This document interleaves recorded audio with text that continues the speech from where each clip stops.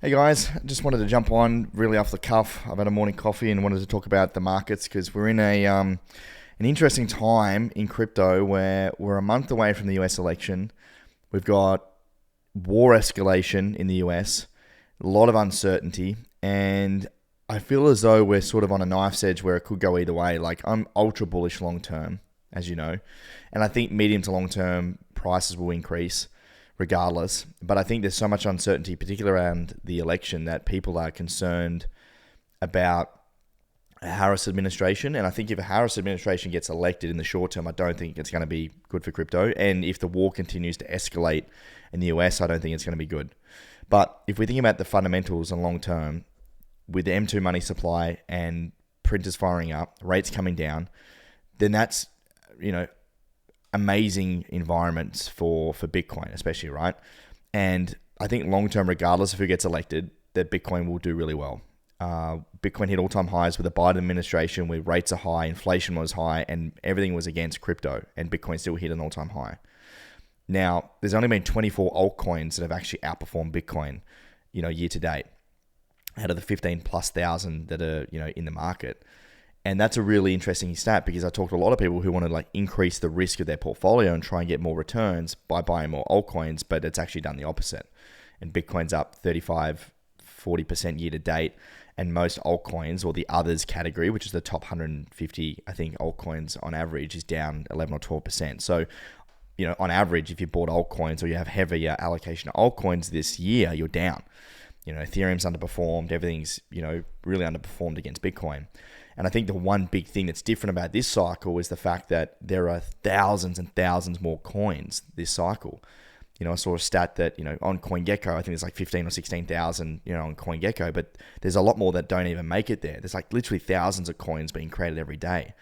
And with limited capital and limited retail investors, there's not a lot of new money coming into the space to even get into it, right? And I think that's why meme coins have performed so well, is because they are a pure token. They are a pure representation of a market. There are no VCs, there's no lockups, they're fully diluted. Everything is there, right? There's no increasing supply for a lot of them. Well, some of them have increasing supply, but there's no token unlocks and there's no people, with huge sell pressure, getting early access to these coins like a lot of these other projects have. And I think that's what, a big problem with a lot of these altcoins are. They have huge, sell pressure. And there's, this back quarter of 2024, I think I read there's, $1 or $2 billion even in the first couple of weeks of October of token unlocks.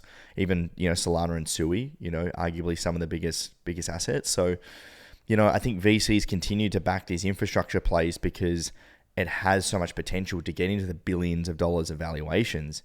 But it doesn't help consumer applications. What consumer application has actually made it to the mainstream in crypto? There's literally nothing. Maybe Polymarket, right?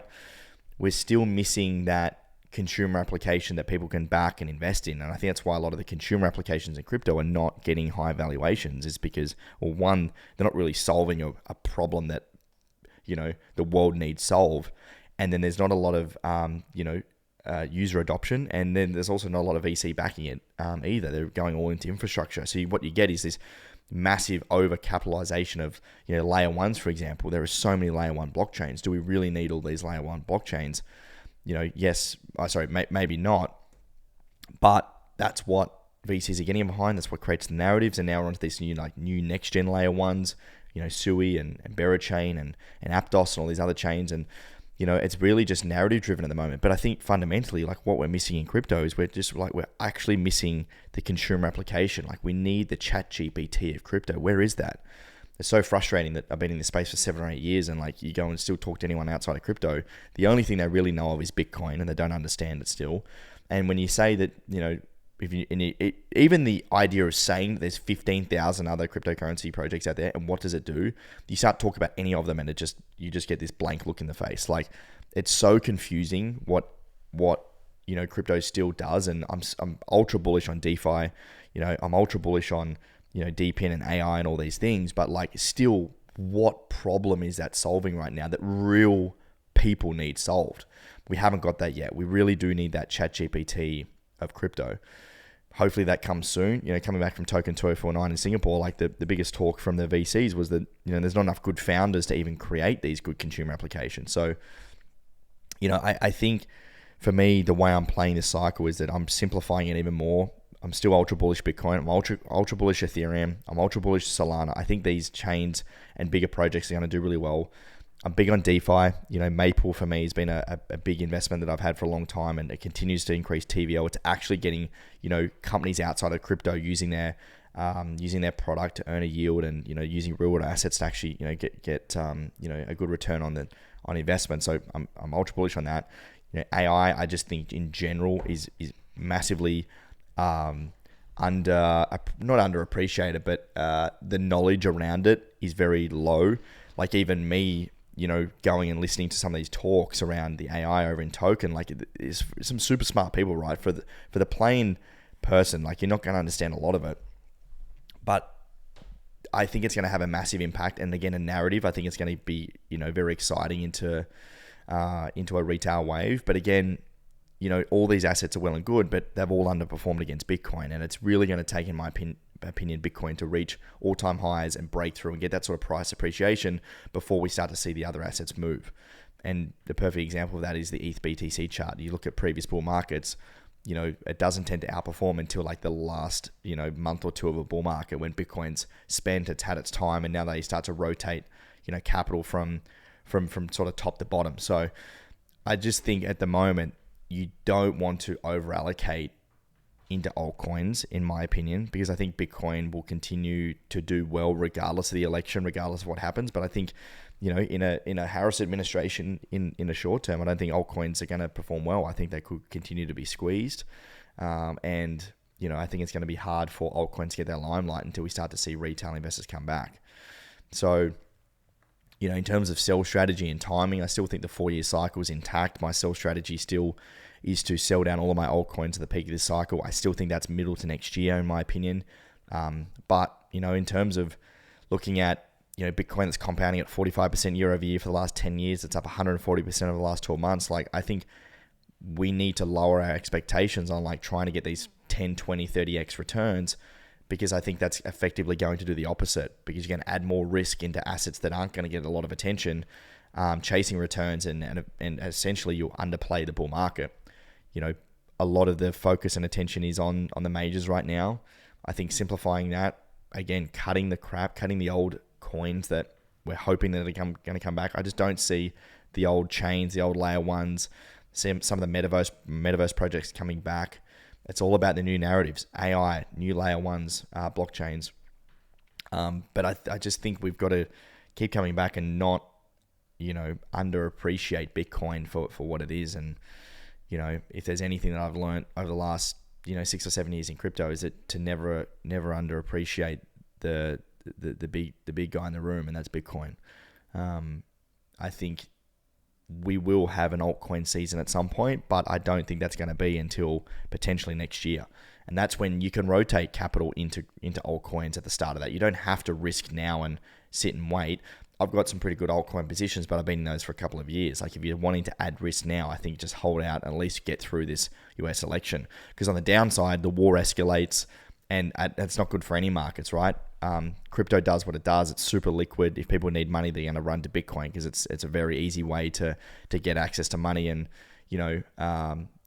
basically pull money out. Like if you're trying to get money out of gold or stocks on the weekend, like it can't happen, right? That's what's the most beautiful thing about Bitcoin is it's fully liquid. It's 24/7, and you can get access to it any time. But that's why the market reacts so quick. And when sentiment changes, Bitcoin and crypto is the first to act. So, in terms of how I see this cycle playing out, I still think it's going to be a little bit choppy for October. I do think we have a good November and December, but I think it's heavily dependent on the election and the war. Like we can't not look at the macro factors of what's playing out. And the reality is we've been chopping sideways for nearly 6 or 7 months now. It's actually been quite boring, but Bitcoin continues to dominate, and those that have tried to add risk is they're probably backfired. I think meme coins, again, one of the most pure forms of token representation of society and communities, online communities. Love them, but you've got to be very careful because there's so many of them and they come and go. The narratives come and go very fast. So remember, when things get euphoric, please take profits. Sell down when you've made a good bag. Don't get too greedy. We've all made the mistake in the past, and You really don't want to make that mistake this cycle, because I think this is the cycle where you're going to be able to make, awesome returns. You don't want to get through this cycle and look back and go, shit, I didn't sell enough.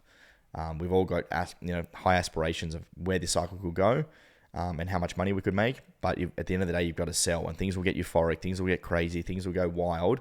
Make sure you hit the sell button. Get a friend, get an accountability partner, listen to someone, listen to me, listen to someone online, to make sure you make the right move, and do something that's actually going to help you in your life.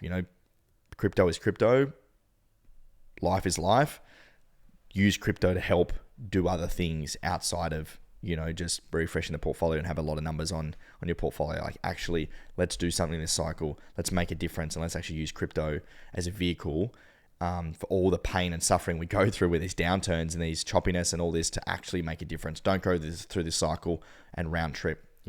Remember how hard it is to actually make money in crypto. It's not as easy as just buy now and sell down the track. So many people just think so easy, just throw money in and you're gonna make money. It's not the same this cycle. It is not the same. You can't just throw money at anything and everything's going to go up this cycle. It's more sophisticated. The market has matured. You've got to be selective. You've got to buy the right assets. You've got to sell at the right time. You've got to be smart. This is a market. It's 1v1. You're versing someone on the other side of the screen. Are you smarter than the other side of the screen? Do you have an edge? If not, stick simple. Stick simple, and let's crush this bull market. Hopefully that's helpful. See you on the next video.